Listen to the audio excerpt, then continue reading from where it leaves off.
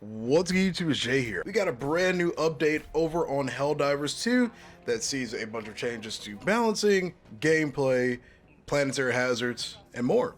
So keeping this introduction short, without further ado, let's start talking about the new changes. There is now a brand new level cap. The level cap is now 150.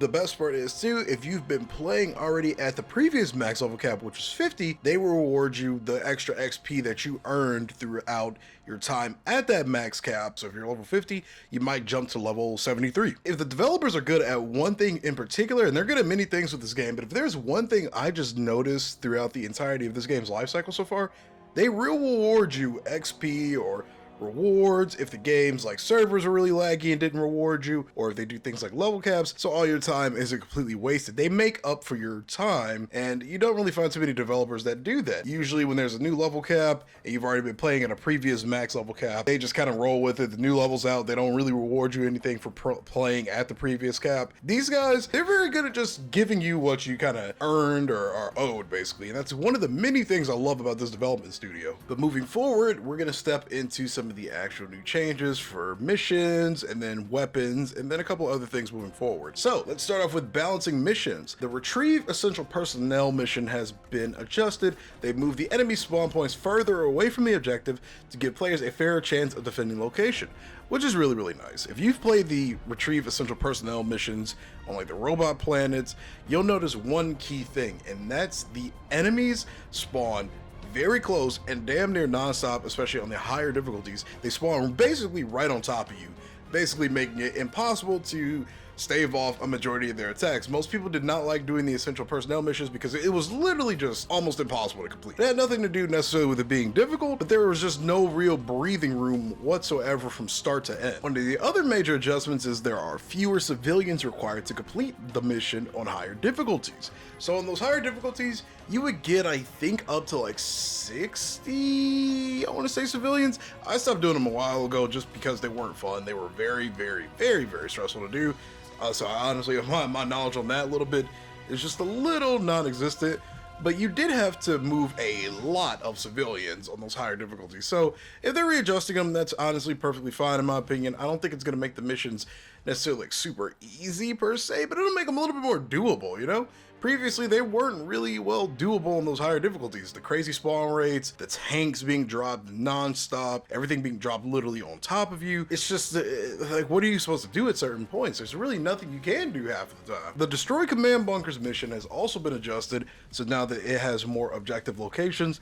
The mission was simply too easy before compared to other missions, and I agree. I honestly don't even realize half of the time I'm doing a destroy command bunkers mission. There really isn't any real difficulty with doing these missions, honestly. It can now also appear in operations from difficulty 5, but the next change is something I'm actually really excited about.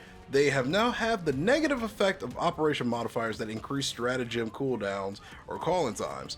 So I think they've reduced it a little bit, so it's not as punishing as it used to be before, because man, those cooldowns, they made certain higher difficulty missions really, really, really, really actually hard. Now, some people are probably gonna complain about this, about the difficulty of the game being adjusted a little bit. I don't have a problem with this particular adjustment. It's just making the game a little bit more fun on those higher difficulties, because those are still supposed to be fun at the end of the day, right? Next, we're gonna get over here into the weapon changes, primary, secondary, and support weapons. A lot of things have been adjusted, and I mean a lot.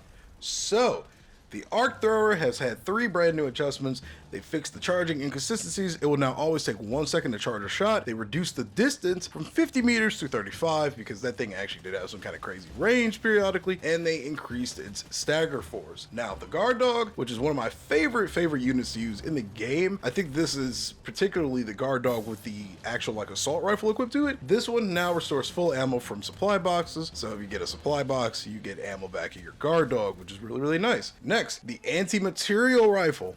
This thing got a huge damage increase by 30%.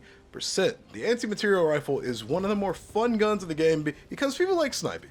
People really, really enjoy sniping in video games. So it's nice to know that the anti-material rifle, as it says in its name, will do a little bit more anti-materially. I'm excited to use this, and I will definitely try to make a video on this in the foreseeable future.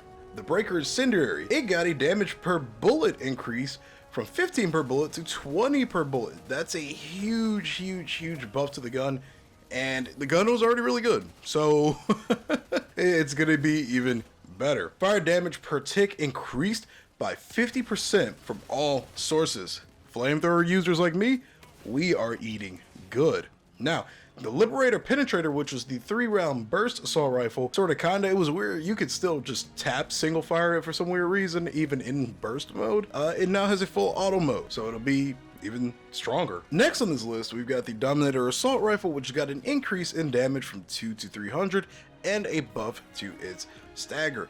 This gun already had medium armor penetration, so I'm curious to see how this gun will feel. To be honest, I have literally no experience with this gun, unfortunately, so I can't say how I used to feel prior to this change. Sniper lovers, we're eating good. The Diligence Counter Sniper got an increase in its armor penetration type from light to medium. So the Diligence Counter Sniper might be a little bit more usable in a variety of different scenarios. It's already a pretty fun gun, I'd say, but this will make it a little bit more enjoyable to use on certain difficulties. The Slugger Shotgun, unfortunately, looks to be one of the few guns that got a heavy set of nerfs across the board. It got reduced stagger, reduced damage from 280 to 250, reduced demolition force, but they did fix its armor penetration tag in the menu. I didn't really use this gun. I had a friend who was a main for this particular shotgun. It seems a little unfortunate that they are nerfing it, but I'll have to try it out and see how it feels now. I never really used it that much, to be honest. I'm more of an assault rifle kind of guy than I am a shotgun guy, but I do feel bad for my slugger users out there. The Slugger, Liberator, Concussive, and Senator all got their armor penetration tags fixed in the menu. The Recoilless Rifle increased the number of rockets you restore from supply boxes from 2 to 3. So 2 supply boxes should fully max you out versus taking like 3 of them, which is really nice. The Spear got an increase in the number of missiles you restore, also from 1 to 2. So I believe 2 supply boxes will also max out a Spear now, which is really, really nice. The heavy machine gun was adjusted. Its highest fire rate is no longer 1200 RPM. It's been reduced to a more moderate and more controllable 950. The Patriot Exosuit got somewhat of a nerf.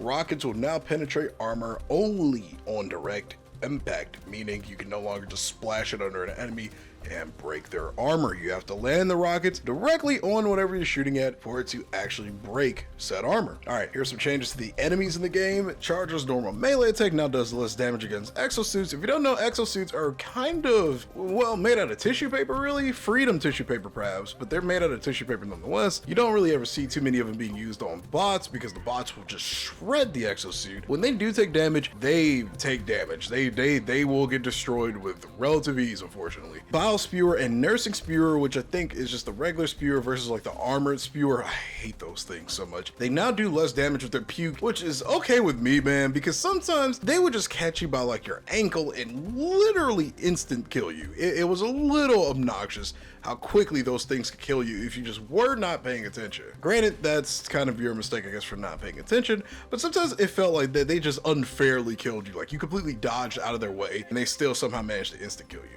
The Bile Titan can no longer be stunned. This is the one that I was talking about that had people raising their eyebrows, including a couple of my friends. I don't know really how to feel about this because Bile Titans are actually pretty fast. They're obviously the biggest enemy in the game, one of the strongest, if not the strongest enemy in the game, and it's not even close, to be honest. Not being able to stun them is a little weird. I feel like if you're able to hit them with the right types of heavy weapons, it makes sense to be able to stun them. I mean, I don't know how I feel about this one. I have to wait and see how it kind of plays out. The Bile Titans were already pretty dang powerful. I guess since it's a little bit easier to destroy them now, maybe that's why they made this adjustment. We'll have to see how it plays out. Shriekers no longer create bug breaches. I wasn't even aware that they did do that, to be honest, so that's a good change because bug breaches are really annoying to stop sometimes. If you don't stop the animation within like 0.2 seconds of the beginning, it's literally just gonna happen. There's nothing you can do about it. So I didn't know Shriekers could do that, but I'm glad they're taking it away from them because them being flying enemies and moving all around, that's just annoying. That's just literally annoying. So I'm glad they made that adjustment. Shriekers hitting you while they're dead now does significantly less damage. If you weren't aware, Shriekers can physics you. Like they land on you, 99% of the time will probably die. They're just a little heavy, but they've adjusted that. By how much they've adjusted that, I'm not sure. I would like to see some kind of damage numbers here, but we'll have to wait and see. I doubt they'll be as obnoxious as they used to be before, but I did find it kind of funny seeing my friends get crushed by a Shrieker's corpse. Next, we're going to get into some other fixes and adjustments, particularly for us players. Heavy and medium armor protects better, and you now take about 10% less damage than before while wearing heavy armor, and about 5% less damage when wearing medium armor. Fortified Commando and light armor is currently unchanged. They fixed an issue where save settings for PS5 will reset when the game is rebooted, causing things such as loadout and hint settings to reset.